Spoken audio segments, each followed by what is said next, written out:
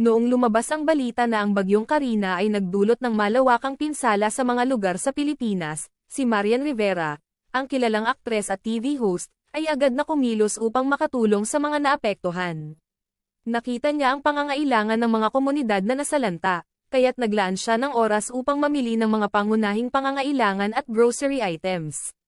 Sa kanyang pagsisikap, nakabuo siya ng mga relief goods na naglalaman ng mga esensyal na pagkain at iba pang pangangailangan.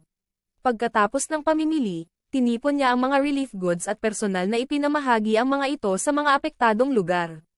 Hindi lamang ito isang simpleng donasyon, kundi isang tapat na pagsisikap na makatawid ang mga kababayan sa oras ng matinding pangangailangan. Ang kanyang mga aksyon ay nagpatunay ng kanyang malasakit at dedikasyon sa pagtulong sa mga kapwa, lalo na sa mga panahon ng krisis. Ang kanyang inisyatiba ay nagbigay ng pag-asa at tulong sa mga naapektuhan, na nagpapakita ng kanyang tunay na malasakit sa kanyang mga kababayan.